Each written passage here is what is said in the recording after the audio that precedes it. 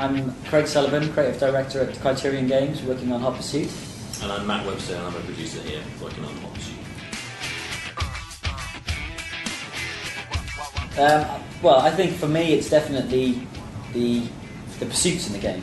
It's the fact that we have a real cop and a real racer allows us to have chase experiences in the game that I've never had before. So, whereas I've played other games where I have AI cops chasing me, the AI is not as smart as my friend Matt here. So when he's chasing after me, I can go and hide behind things, I can go and hide under things, or I can just use pure speed to outdrive him.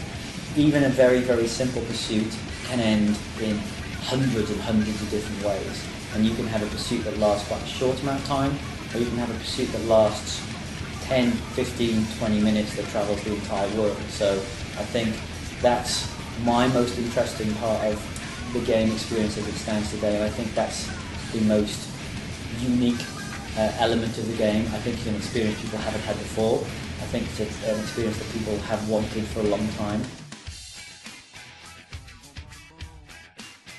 It's pretty exciting. Yeah. I would swear that it's amazing. I mean, I've played Need for Speed since the original on 3DO a long time ago. I remember playing it before I actually got into the games industry, and now that I get a chance to be creative director on a Need for Speed game and it's Hot Pursuit, we're giving them the Criterion treatment of making them fun, accessible, easy to drive. We've always been massive fans of the franchise, and to finally get the chance to do it is really, really cool. It's like being given the keys to the toy shop.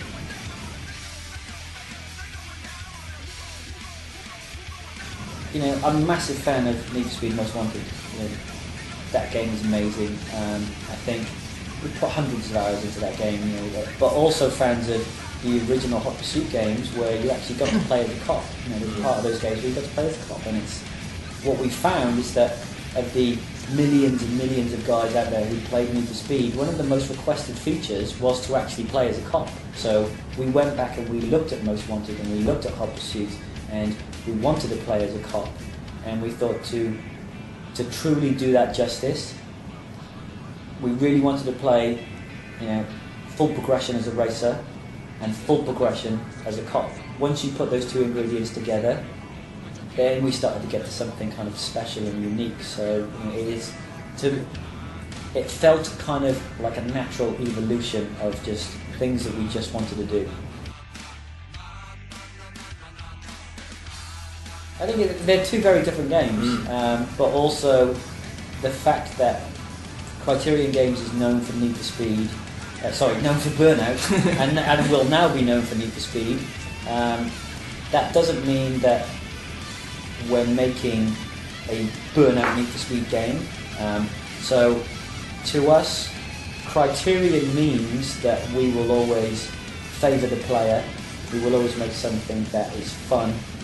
Very quickly, as soon as you play the game, we want you to have fun and be laughing and feel good about yourself within 10 seconds of playing. We want it to be accessible to people, and we also want to give people an experience they haven't had before. So that kind of shape of the way we make games at Criterion could apply to anything.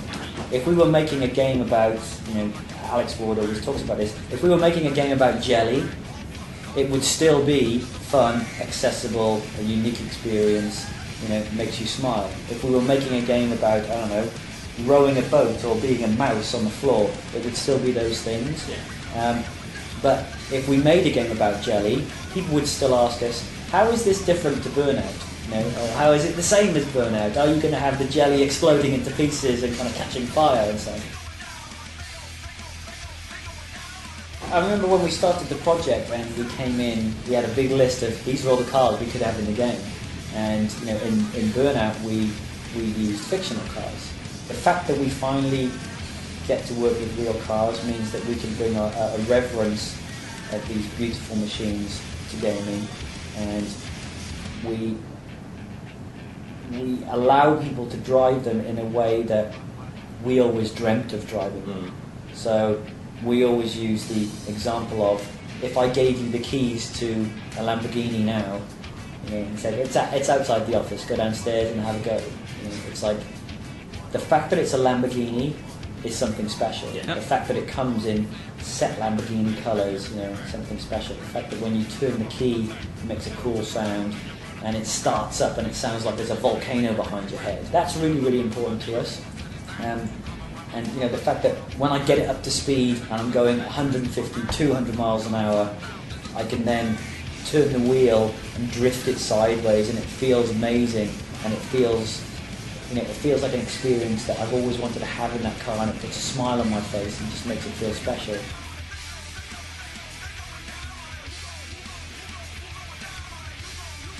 The good thing about working on a game called Hot Pursuit is that the focus is very, very simple for us. It's got to be hot, and there's going to be pursuits in it. And to us, we want to totally deliver on the expectation of that pushes out to people. You know, you're expecting a game called Hot Pursuit to be all about the chase. And we believe that Criterion's take on Need for Speed and that Hot Pursuit experience doesn't need tuning for that to be the best experience. We want you to be focused on driving these amazing real cars at high speeds, both as a cop and a racer, in the best pursuits you've ever been in. If we nail that, and that's brilliant, we don't think that tuning is needed in a game like that.